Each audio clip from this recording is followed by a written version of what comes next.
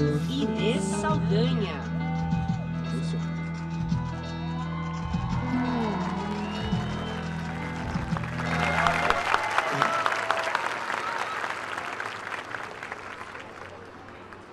Gente, a história começa no final da década de 80, em Portugal, início de minha carreira como jornalista.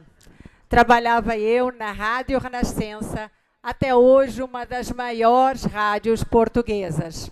Naquela época, a principal matéria-prima das reportagens que iam ao ar chegava por telex. As grandes agências noticiosas mandavam suas informações por esse canal, porque ele era rápido e confiável. Para quem não lembra ou para quem nunca viu, o telex parecia uma enorme máquina de escrever que tinha acoplado um rolo semelhante ao rolo de papel de fax e ficava ligado a uma rede semelhante à rede telefônica.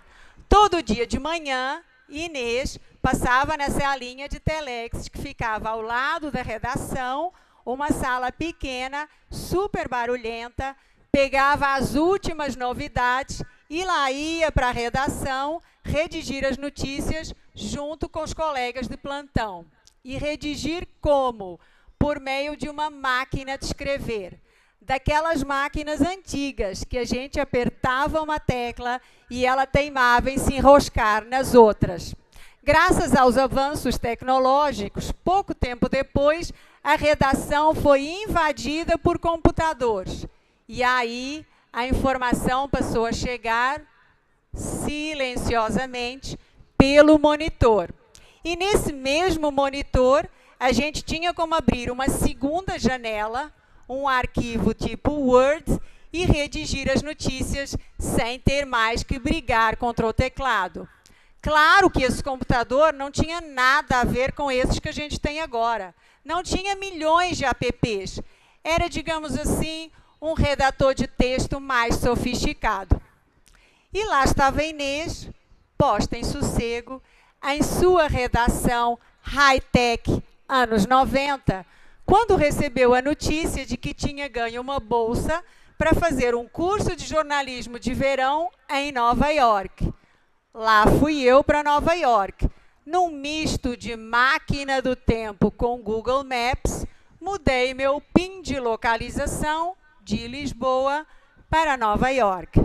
Chegando a Nova York, conheci um brasileiro que está perdido ali na plateia, que tinha terminado o mestrado e que tinha ganho uma outra bolsa para fazer uma pós-graduação no Japão. Não pensei duas vezes. Me demiti da rádio, me transformei em correspondente da rádio e de um jornal e lá fui eu para o Japão. Quando cheguei ao Japão, a primeira cidade onde eu morei chamava Tsukuba. É uma cidade totalmente diferente das outras cidades japonesas, inclusive urbanisticamente falando. Ela fica mais ou menos a 70 quilômetros de Tóquio. É conhecida por cidade-ciência. Tem tudo o que vocês possam imaginar de institutos de pesquisa, desde a indústria têxtil à indústria aeroespacial. Me lembro que naquela época estavam pesquisando sobre tecidos que não amassassem. Naquela época já tinha gente pensando no que a gente hoje chamaria de wearables. Nem todo mundo sabe, mas a gente já veste tecnologia há muito tempo. Mas voltando ao jornalismo, a principal tecnologia que apoiava o meu trabalho era o fax. O fax. Era por fax que eu recebia informações do Centro de Imprensa Internacional e era também pelo fax que a maior parte dos correspondentes naquela época mandava suas informações para os países de destino. Eu, que tinha um companheiro antenado, o mesmo que está aí na plateia, eu mandava por modem. Em poucos segundos, textos longos chegavam a Portugal e o meu editor só tinha que fazer pequenos ajustes sem precisar digitar tudo de novo. Enfim, terminou a temporada no Japão, lá fiquei 1 ano e meio e de novo meu PIN de localização muda. Chego ao Brasil, 1993. Logo me transformei em correspondente da SIC, a primeira TV privada portuguesa. Basicamente, fazia reportagens para os noticiários da emissora, que fica em Lisboa, muitas delas sobre política, óbvio, estamos em Brasília. E como é que vocês acham que eu mandava essa informação para Portugal? Todo mundo aqui pensando na internet, errou. Satélite. A gente mandava as matérias por satélite. E vocês não imaginam, há 24 anos, quanto custava 1 minuto de satélite. E um detalhe curioso, se por acaso eu terminasse de editar a matéria depois de esgotado o tempo de satélite, já era, a matéria não ia mais. Eu não tinha naquela época, como eu teria hoje, como enviar um arquivo de imagem alta definição por internet. Naquela época, não tinha nuvem. Aliás, nem nuvem tem hoje aqui. Mas as que tinha eram nuvens igual às nuvens que a gente conhece hoje, chuva, meteorologia. Enfim, eu ia continuar a minha vida no Brasil e eu queria um emprego mais estável. Em busca desse emprego mais estável, eu fiz o concurso do Banco do Brasil. Passei e meses depois tive a felicidade de ir trabalhar na Fundação Banco do Brasil. Lá, eu conheci a tecnologia por um outro ângulo. Tecnologia que não a tecnologia do app, da linguagem de programação, dos equipamentos sofisticados, tecnologias simples, que mudam a vida das pessoas. E como eu conheci essas tecnologias? Por meio do prêmio Fundação Banco do Brasil de Tecnologia Social, que existe até hoje, e que tem junto o Banco de Tecnologias Sociais. Qual era a ideia? Prêmio identifica tecnologias que são depois depositadas no banco para serem disseminadas. Não estou falando de depósito em poupança, gente. Estou falando de depósito num banco de informações que tem detalhes das tecnologias que permitam que elas sejam replicadas. Mas o que vem a ser tecnologias sociais, para quem não está tão familiarizado?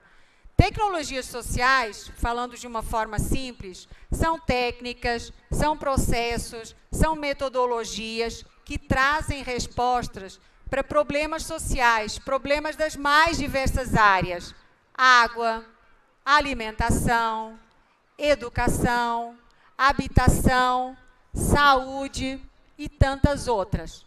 São simples, fáceis de implementar e baratas. Exemplo clássico de tecnologia social: soro caseiro. Mistura de água filtrada, açúcar e sal. Resolve o problema da desidratação. Uma outra tecnologia social clássica: mãe canguru. A mãe canguru, na verdade, ela foi inventada na Colômbia, mas ela já ajudou a salvar vidas de milhares de nenéns prematuros. Crianças que nasceram em comunidades com recursos escassos de saúde. E o que vem a ser a mãe canguru? Mães que estão na plateia certamente me entenderão. Imagine um bebê prematuro e você não tem uma incubadora. O que ela faz? A mãe canguru é aquela que coloca seu filho no peito. A pele da mãe toca a pele da criança, numa troca de calor e de amor. Com isso, esse contato mágico, na verdade, permite que a criança mantenha o vínculo afetivo, que na verdade se aprofunda, a estabilidade térmica que ela precisa, ela estimula a amamentação e, com isso, o desenvolvimento da criança. Então, duas tecnologias clássicas, soro caseiro e mãe canguru. Mas tem N outras. Sistemas de construção de casas populares que ajudam a fazer residências de uma forma mais barata. As cisternas de placas que captam água no Nordeste aqui no Brasil. Enfim, eu podia ficar aqui horas falando de tecnologias sociais. Só a Fundação já certificou mais de 850. O prêmio vai hoje na sua 9ª edição. Esse é um lado da tecnologia. Agora vamos falar do outro lado da tecnologia. A tecnologia high-tech, sofisticada. Essa tecnologia que parece nos deixar com o pé no acelerador. Essa tecnologia que nos desafia. Os teóricos da Universidade da Singularidade na Califórnia, especialmente os mais apocalípticos, nos dizem que dentro de poucas décadas, muito poucas mesmo, muitos dos empregos que nós conhecemos e temos hoje simplesmente vão desaparecer. Nos dizem também que os computadores serão mais inteligentes que o homem. E não é tão difícil acreditar que isso é verdade. Os carros autônomos aí estão. A inteligência artificial aqui aí está também. Quantos de nós não tem em casa o Google Home, a Alexa? Eu tenho. Meu marido não precisa mais usar o despertador convencional. O Google Home o acorda. E não só acorda, ele lhe traz as principais notícias e toca as músicas que ele mais gosta.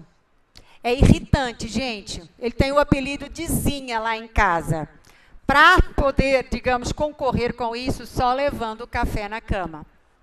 Enfim, brincadeiras à parte, nós estamos numa espécie de limiar de transição. De um lado, uma tecnologia que transforma, que impulsiona, que melhora a nossa condição de vida. De outro, uma tecnologia que nos deixa apreensivos. Que lugar no mundo teremos nós em meio aos avanços tecnológicos? Eu olho para trás e vejo o telex, a máquina de escrever, os primeiros computadores, a internet discada, o fax. Vejo essas e outras tecnologias que deram lugar às que eu conheço hoje e utilizo. Outras virão e eu estou aberta a recebê-las, aprender a interagir com elas.